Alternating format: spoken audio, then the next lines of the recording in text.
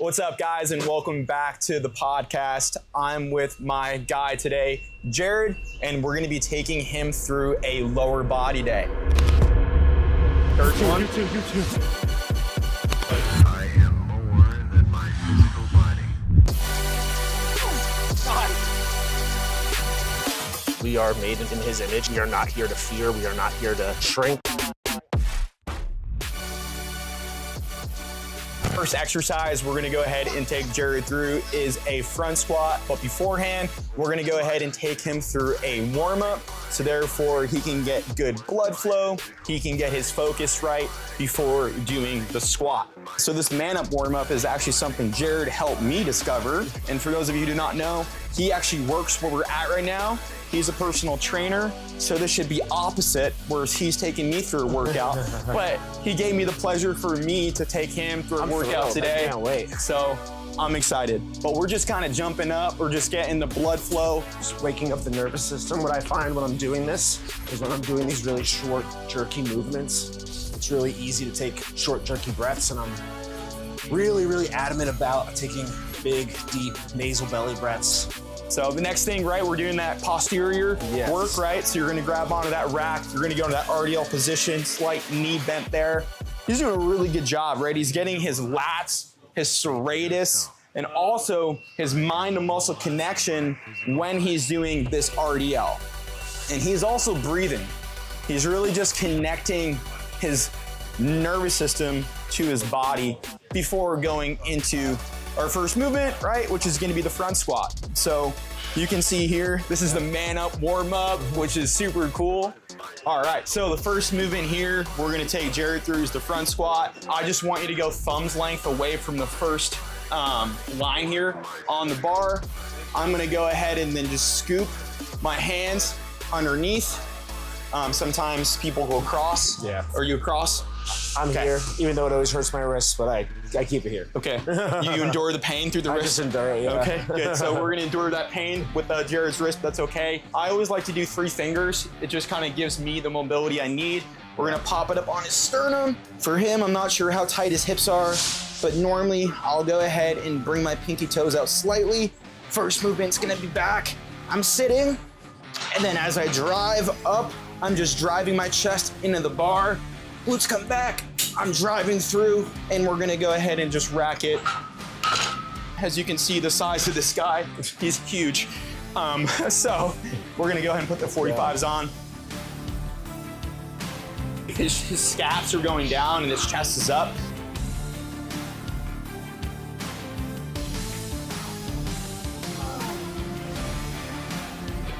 You gotta go up. Good set, Jared. Thank you.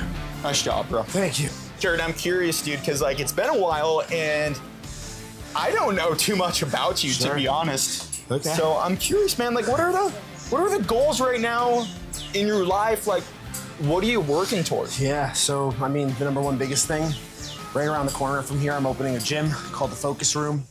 It's going to be in partnership with the Pershing, if you're familiar with the private members club that's over there. I left my longtime corporate job after about 10 years. That was a couple years ago.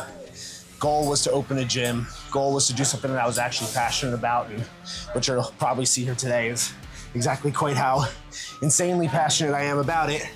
But I'm not just passionate about that. I'm passionate about mindset. I'm passionate about helping people build action plans towards whatever their goals are in life, and holding themselves accountable and learning. Building the muscle of discipline, which is like the most important muscle that you could build, because when you build that, you can build anything on top of that foundation. And that's what we do at the Focus Room, is help people tap and build that principal muscle of discipline so that they can not only accomplish their goals in the gym when it comes to front squats, but in their relationships, in their work, in their career, in their finances, their social life, and everywhere else. So that's what we're working towards right now. We're about a month away from opening our doors over there. That's so exciting, man. And I am really excited for that place to open. You feel that fitness is pivotal for other areas that you'd mentioned, like relationships, like career. Do you feel that that's a pivotal foundation for people to implement in their life for those things to get better? I genuinely believe it's the core and it's the foundation of everything that you build in your life. you only have as much energy in your day as you're bringing to it. And if you're not cultivating that energy with proper fitness, diet, recovery, as well as a lot of the mindset exercises as well that I'm huge on, meditation, gratitude, affirmations, etc. Well, then you're not cultivating the personal power necessary to not just survive your day, but thrive your day. That's amazing, Jared. Yeah, thank you. Ready to hit this? Yeah. Let's go. Okay. Come on. 225 pounds of front squat is insane.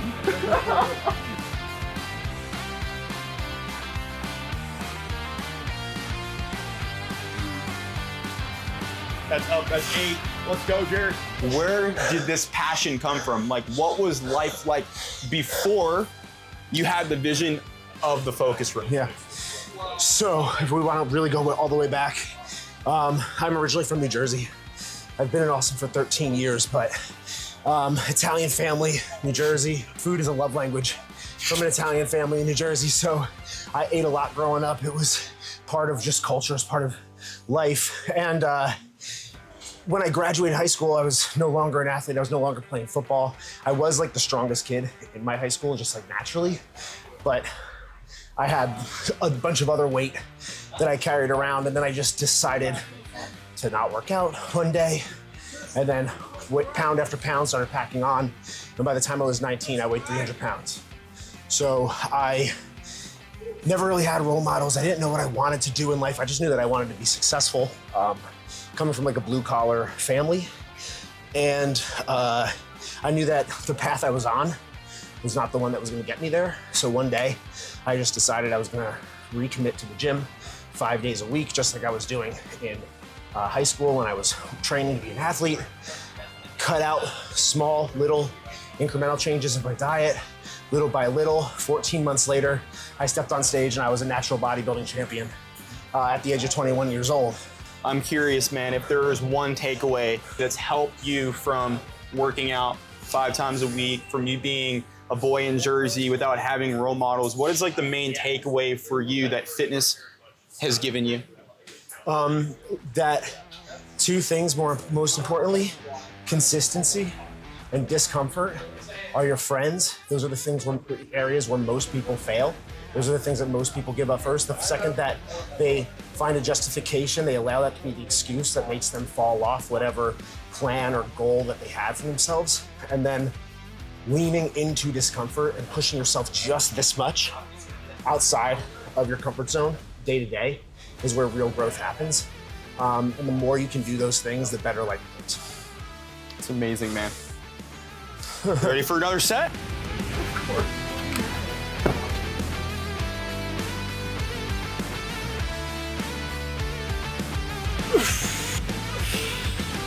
Very good, Jared.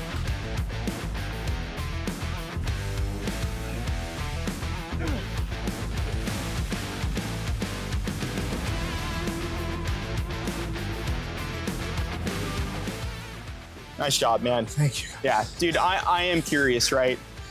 Because I know that we talked about some principles you believe in: discomfort, consistency, choosing those green lights. Those are green flags for you now as like a cue, because you know that that's maybe the pathway to success.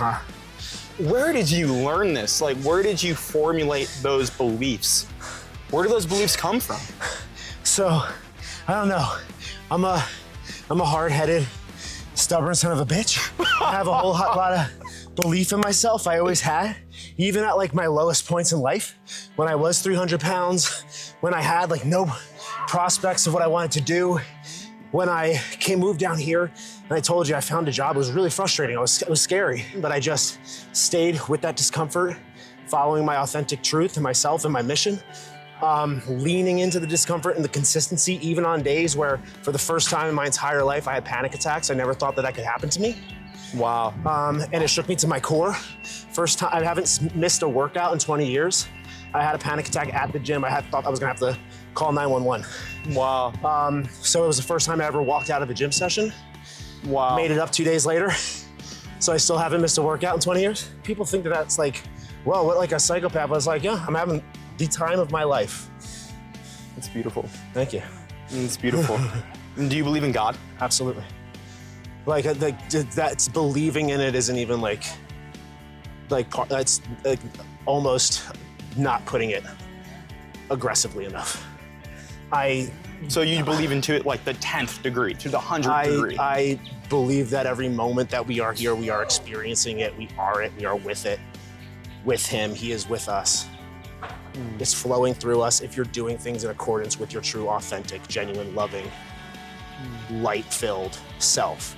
And when you're living in love, you're living with God. Wow.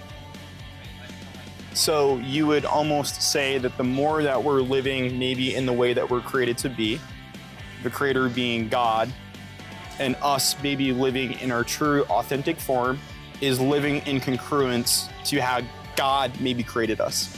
Yeah. I mean, we are made in his image. He is a creator. We are creators. We are not here to fear. We are not here to shrink. We are not here to, again, like I said, crawl under our blanket. Yeah. We are here to experience everything that we have here, the good, the bad, to lean into it. It's not to like think or overanalyze or ask ChatGPT what it thinks. And when you do that, you're demonstrating gratitude for the universe and all the opportunities that we have here. And then the universe goes, oh, you like that? Here's more of it. And when you say the universe, do you mean God? I mean God. God, like when I say the universe, I usually refer more likely to like probably what you would consider the Holy Spirit, but I look at it all as, it's all God. It's all God. Very interesting. That's super cool, man. You ready to hit this third set? Here. Wow, that's so hard.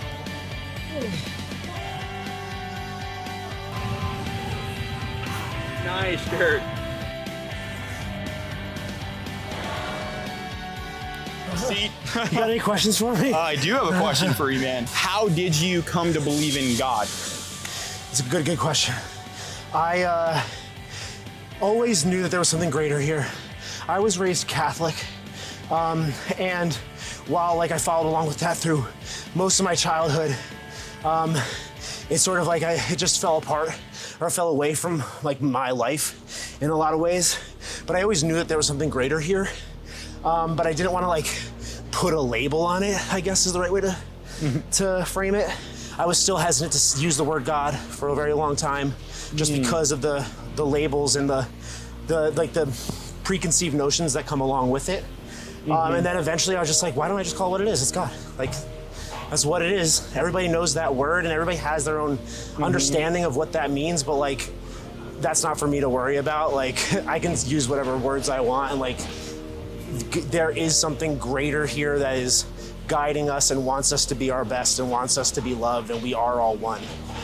I understand. Yeah, no, that really stood out to me. Yeah. The way that God created the earth to be is for us all to be together, for all of us to be united, for all of us to be loving toward one another. Exactly, and to exist in harmony, and to like put like it's like the silly, especially like the most frivolous things, like honking your horn at somebody on the street. That's like a silly thing that like it's even. Why do we feel the compulsion to do that? Right. Jesus certainly wouldn't do that, all the way up to starting a war, for example. Like all of those things, they all exist on a spectrum of just not existing out of love, not being present, not being grateful, not living in harmony, and not realizing that you and we are all like the same, from the same creator. We are all made in his image, and we are all here to like coexist and just be loving to one another. Yet for some reason, like because of the way things are run down here, we feel obligated to find separateness, and that is where our divisiveness comes from. Right. Yeah. We're idling certain things. We're finding our identity in certain things that separate us from loving one another. Exactly. Labels puts us in boxes, puts us in little like filing cabinets. And then we don't realize, like, what are we doing in a filing cabinet? I've definitely been in a filing cabinet. Yeah, Yeah, before. Yeah, I have too. I've been in plenty of them. I've jumped from one to the other, and then I eventually like, why do I don't want to be in a filing cabinet anymore? Yeah. I'd rather be free. Yeah, man. We don't need those dividers in the filing cabinet. Definitely not. Oh, there it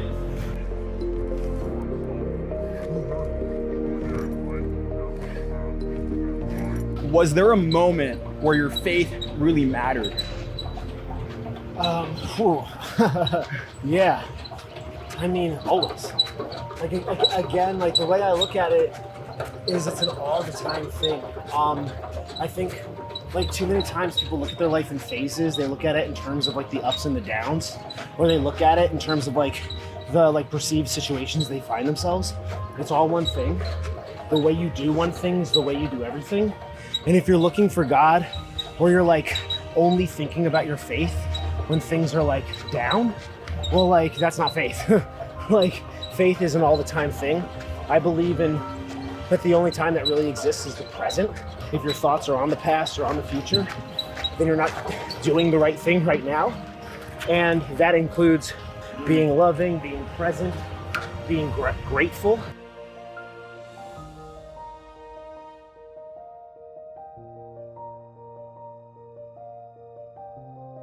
And that's what meditation really helped me with. Yeah. Was realizing like the more I'm plugged into the big guy and I'm just like existing in that free flowing space where my brain is out of it, and I come back and I go, oh, that's what peace is. Oh, that's what stillness is. That's God. What if I just carried that with me all day? Yeah. Do you think there's other ways to be able to do that without meditation? Yeah, I mean, prayer is meditation. It's all the same thing. I call it meditation because that's how I got into it, but it's really not much different from prayer. Gratitude is probably like this thing that you could do that I think blends it all together. Okay. Finding presence, finding stillness, showing love and being grateful for all that you have right now. So good. And it's like a return. Yeah. Because like, I think a lot of people think of prayer as like asking God for something. Mm-hmm. But when I think of my prayers, it's telling God what I'm going to do for him today. Wow. So what does that prayer look like? I'm going to be present. I'm going to put fear aside. I'm going to be loving. I'm not going to resort to impulse. I'm going to be aware of myself at all times. I'm going to realize that you are my brother, and no matter what happens, like I have no reason to like have any distrust or contempt for you. Wow. By taking action on the things that are part of my mission. Yeah. And by sticking to the plan, regardless of how my shitty emotions feel on that particular day. That's so good, man. I'd say it's really beautiful the way that you'd mentioned that, man. Like meditation, to be able to obviously return yourself to a present state, to then carry that present state into everything that you do. But that's synonymous to prayer. And there's not necessarily a formula to how you're supposed to say a prayer. Yeah. It's not from impulse. It's not a reaction. It's genuinely how you feel. And it's like you're talking to your Father. Yeah. Literally. Yep. As we're getting to the end of this. Yeah. Speaking of which, my father passed away 5 years ago. I did not know about your father. Yeah, my father passed away 5+ years ago. That was around COVID. That was deep into, like fairly deep as I was really making a turn in my meditation practice. And I found myself talking to my dad every day from that point on. And I realized like, I'm actually talking to God every day. Like, yes, I'm talking to my dad, metaphysically, like in terms of my perception. Wow. But when I'm whenever I'm doing that, I'm speaking to God, I'm speaking to all. I'm speaking to the great collective consciousness, I'm speaking to Jesus. And that was kind of like a turning point. So wow. I'm done with this right as I'm getting to that point, because I wasn't necessarily considering that, but that's actually the real truth. Thank you so much for being vulnerable, this was awesome. man. This was really cool. This was awesome, and thank you. Yeah. And thank you out there. And I do have one more question. Please. If there was someone listening right now that was spiritually curious, maybe they don't know God, maybe they don't know Jesus, what would you tell that person? I think a lot of reasons why people won't go to church or like turn to Jesus, let's say, is because they don't have the faith in themselves to fulfill whatever their destiny is, or whatever God has in his will for their destiny. And I think that causes them to continue to play small, to continue to think of themselves as separate or not worthy of him. And I believe that the more you just start really small, find one really simple thing that you can commit to every day. Maybe that's a prayer. Yeah. Maybe it's a meditation. Maybe it's a workout. something that you could just say, I'm gonna do it X number of times a week and just do it. You play at the ceiling, you never fall below that specific number 100% of the time, and little by little you start to develop the personal integrity, that personal power, that agency, where you start to understand how to have faith in yourself. And once you have faith in yourself, then you're gonna start to learn how to have faith in other people, and eventually you're gonna start to open your heart a little bit more, you're gonna start to be more trusting, and you're gonna start to let that love in, and you can't let love in and not feel touched by God. Amazing advice, my friend. Thanks, dude. I appreciate that. Thank you so much. And this was tons of fun. So this was awesome. And if you ever are doing a season 2 or something, I would love to come back. We'll do it at the focus room. Yeah, let's do it for sure. Yeah. Thanks, guys.